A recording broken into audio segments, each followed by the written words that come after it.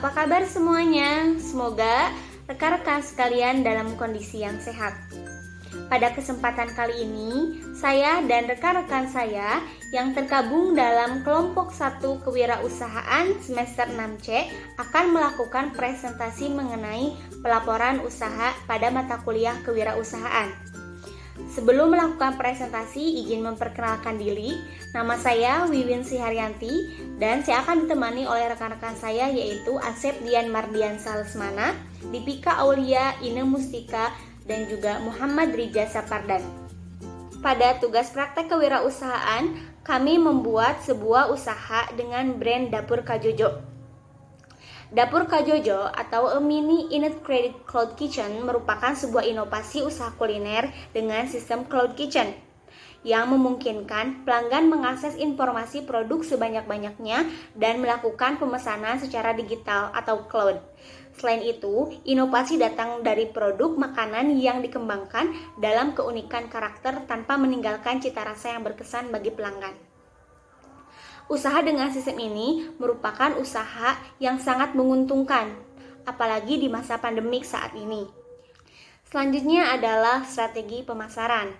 Strategi pemasaran, dalam penempatan strategi pemasaran, teknik pemasaran kelompok kami mengacu kepada penempatan strategi pemasaran Matrik Igor Ansop pada tahun 1957, yaitu dengan menggunakan teknik product development atau pengembangan produk.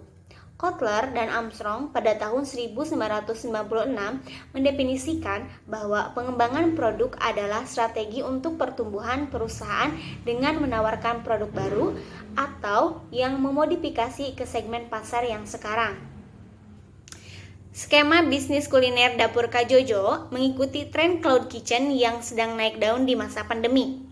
Kuliner dengan sistem Cloud Kitchen memungkinkan pemasaran yang tidak terbatas oleh ruang dan waktu antara pelanggan dan juga penjual. Sistem ini sangat bergantung pada kekuatan ekosistem media digital dalam melakukan promosi hingga pemasaran produk. Selanjutnya, kami melakukan perencanaan pemasaran pada 4 media pemasaran, namun tidak dapat kami realisasikan semuanya. 4 media pemasaran ini, yang pertama yaitu sosial media, yang kedua sistem konsinyasi warung, yang ketiga pemasangan jasa delivery di aplikasi GrabFood, dan yang keempat melakukan kerjasama dalam pemasaran dengan berbagai pihak seperti UKM Hipmap, STIA 11 April, UMKM, dan BUMDes. Namun kami hanya dapat melakukan 2 pemasaran dalam media pemasaran ini.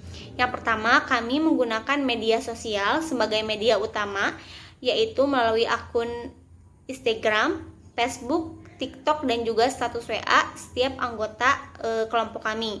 Lalu kami juga melakukan sistem konsinyasi warung yang terorganisir dengan promosi dan iklan. Sekian laporan praktek usaha dari saya. Yang selanjutnya akan diteruskan oleh rekan saya, Saudara Asep. Halo semuanya, saya Asep. Di sini saya hendak menyampaikan mengenai penetapan segmentasi pasar dan juga metode penetapan harga di dalam usaha Dapur Kak Jojo ini. Nah, oke, yang pertama mengenai penetapan segmentasi pasar. Nah, jadi segmentasi pasar yang dikonsepkan di dalam usaha Dapur Kak Jojo ini sebetulnya relatif luas dan tidak terbatas ya pada segmen-segmen tertentu. Karena mengingat produk dari usaha Dapur Kak Jojo ini adalah produk kuliner yang umum, begitu. Jadi relatif dapat diterima. Namun di sini saya akan membreakdown lebih detailnya di dalam segmen-segmen yang ada di dalam penetapan segmentasi pasar. Yang pertama, dari aspek geografis, pemasaran produk usaha Dapur Kak Jojo ini dilakukan di Sumedang ya, mengingat SDM-nya masih sangat sedikit, hanya mengandalkan anggota tim saja. Namun kedepannya apabila dilihat prospeknya baik, kemudian juga adanya keuntungan yang lebih menjanjikan, bukan tidak mungkin untuk kami dapat memperluas pemasaran atau orang-orang yang dapat mengakses produk dari usaha Dapur Kak Jojo ini. Kemudian dalam aspek demografi, dalam aspek demografi, pertama dari kelas usia saja. Ini mulai dari anak-anak, remaja, dewasa, atau bahkan lanjut usia kalau memungkinkan ya, itu bisa mengonsumsi produk dari Dapur Kak Jojo ini begitu. Kemudian dari gender, tidak memandang gender ya, laki-laki perempuan bisa juga. Dari penghasilan, mata pencaharian orang atau penduduk, karena ini relatif murah begitu ya, maka setiap orang dapat mengaksesnya gitu, sangat affordable. Baik, aspek yang berikutnya, segmen psikografi. Nah, ini mencakup gaya hidup dan juga kepribadian ya. Nah, ini gaya hidupnya mau itu royal atau hemat, masih bisa mengonsumsi produk dari usaha Dapur Kak Jojo ini. Kemudian dari kepribadian, kepribadian orang yang seperti apapun bisa mengonsumsi produk usaha Dapur Kak Jojo ini, karena lagi-lagi ya, ini merupakan makanan yang umum sehingga tidak memerlukan kriteria khusus untuk segmentasi pasar, khususnya mengenai psikografi ini. Kemudian behavioral. Aspek behavioral ini mungkin terdiri dari pengetahuan dan sikap ya. Dari pengetahuan konsumen maksudnya ya. Secara pengetahuan, konsumen dapat mengetahui brand apa gitu ya Dapur Kak Jojo ini, dan juga mengakses informasi mengenai Dapur Kak Jojo ini melalui PC atau secara pribadi dari media pemasaran yang sudah kita lakukan gitu ya. Kemudian ya, mengenai pengetahuan tadi, konsumen juga bisa mengetahui produk apa saja yang disediakan oleh Dapur Kak Jojo ini. Kemudian dari sikap, konsumen dapat memberikan respon terhadap produk yang kita jual. Yang terakhir, aspek individual. Nah, produk yang kita pasarkan ini kan dipoles dengan keunikan-keunikan tertentu, dan juga tentunya dengan kelas harga yang sangat rendah sebetulnya dibandingkan dengan makanan-makanan sejenis di perusahaan yang lain begitu ya. Nah, jadi diharapkan ketika dipasarkannya juga ke perseorangan, maka itu dapat menjadi mulut ke mulut atau mouth by mouth teknik marketingnya begitu ya. Jadi diharapkan produk ini dapat berkembang secara mouth by mouth begitu. Oke, sekarang kita bahas mengenai metode penetapan harga atau pricing. Nah, di dalam usaha Dapur Kak Jojo ini, lagi-lagi ya, ini tentang usaha kuliner begitu. Jadi, sangat standar sekali dan umum digunakan dalam metode pricing ini adalah cost pricing method atau metode penetapan harga berdasarkan biaya. Nah, jenis cost pricing method yang kita gunakan adalah cost plus pricing method, yaitu kita menambahkan jumlah keuntungan yang kita inginkan dengan biaya produksi ya, atau HPP kita sebut ya, harga pokok produksi. Nah, jadi penetapan harga jual per unitnya itu berdasarkan jumlah biaya per unit ditambah jumlah tertentu sebagai laba atau margin keuntungan begitu ya. Jadi rumusnya adalah harga jual sama dengan biaya total ditambah laba yang kita inginkan. Contoh dalam produk cilok crispy begitu ya. Cilok crispy ini modalnya itu, atau biaya total yang dikeluarkan untuk satu piece atau satu bungkus cilok crispy itu adalah 4.500. Nah, di sini kita menjual Rp8.000, berarti mendapat keuntungan 3.500. Begitu. Jadi 3.500 adalah margin keuntungan yang kita inginkan. Begitulah rekan-rekan. Terima kasih. Assalamualaikum warahmatullahi wabarakatuh. Perkenalkan, nama saya Ina Mustika Sari. Saya dari kelas 6C NPM 18352236265. Di sini saya akan melanjutkan presentasi dari teman saya. Dan di sini ada beberapa menu. Yang ke satu ada basreng cobek kering. Ada chicken nugget, ada churros isi coklat, cilok crispy isi ayam sambal. Proses produksi dilakukan ketika ada pesanan masuk untuk menu yang tersedia. Saat pre-order, satu menu yang tersedia dan siap untuk diproduksi adalah basreng cobek kering.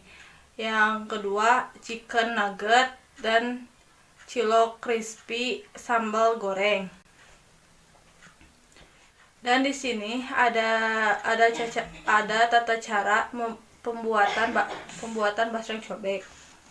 Yang bahan-bahan 20 biji bakso ikan atau basreng, setengah secukupnya cabai merah, ya setengah cukupnya cabai rawit, 3 biji kencur, 4 biji bawang putih, setengah SDM saus, setengah SDM gula pasir, 3 biji bawang merah, 3 biji bawang putih, 3 biji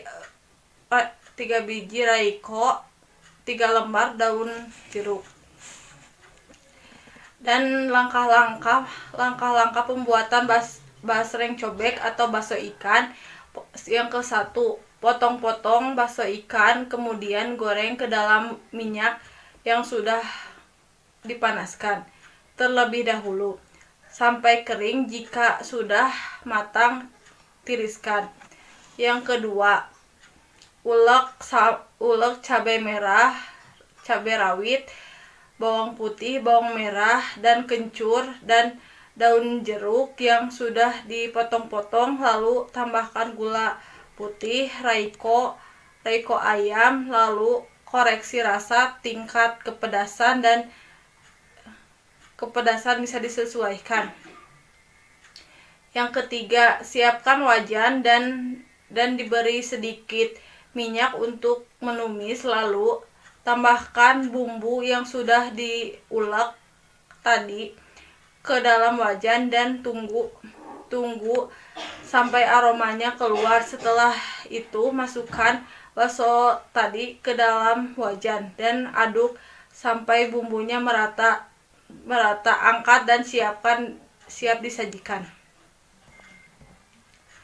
Yang kedua, ada chicken nugget. Cara pembuatan chicken nugget. Bahan-bahan: setengah daging ayam, setengah tepung terigu, 5 sendok tepung kaji, 3 butir telur, 2 siung bawang merah, bawang putih, dan tepung roti, 1 set lada bubuk, 3 set tray masako ayam, margarin. Langkah-langkah: 1. Potong kecil daging ayam, blender daging ayam dengan bawang putih, bawang merah, tambah sedikit air. Yang ketiga, setelah ayam di blender, masukkan ke dalam wajan. Yang keempat, tuangkan setengah tepung terigu, 5 sendok tepung kaji, dan 2 butir telur.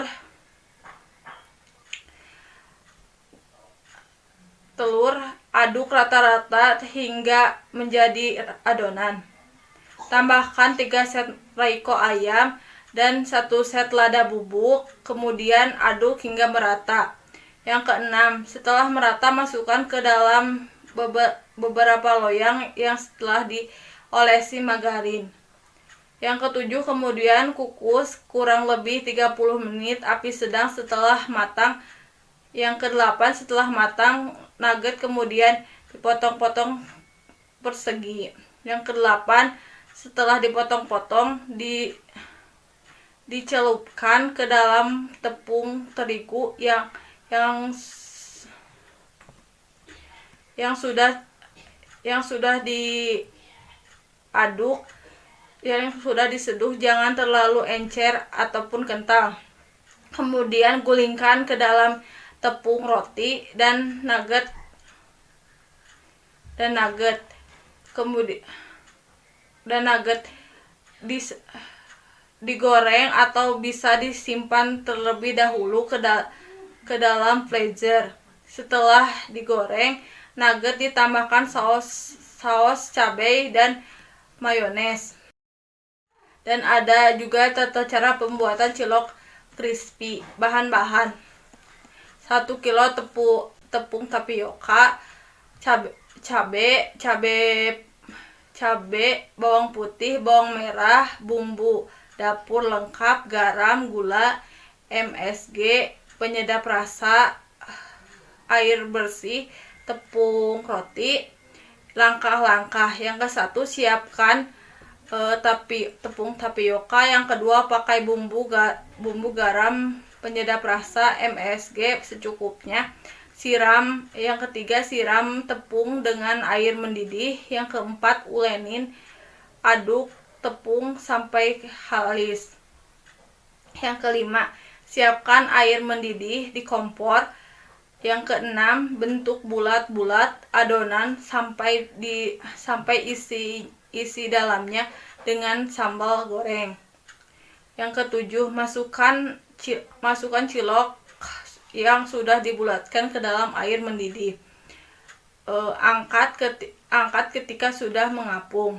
Yang kedelapan, masukkan cilok yang sudah direbus ke dalam tepung roti. Balut hingga menutupi seluruh bagiannya. Sekian terima kasih. Wassalamualaikum warahmatullahi wabarakatuh.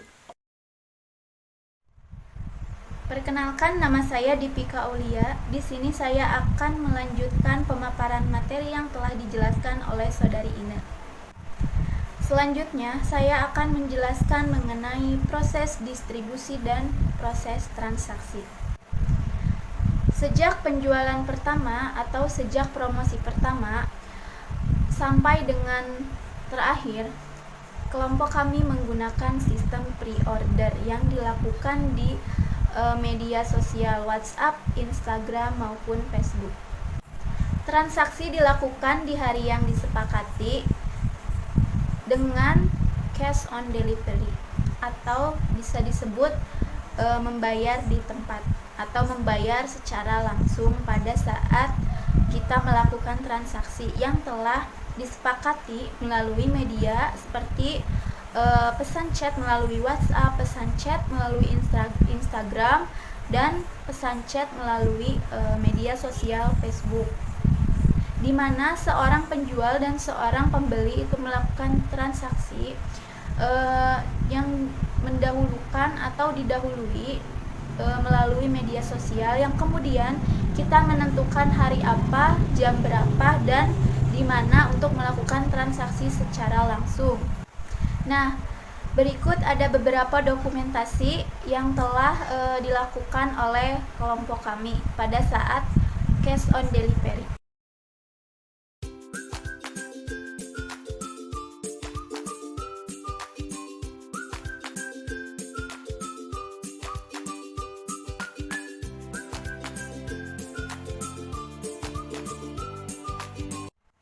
Selanjutnya, saya akan membahas mengenai kendala usaha.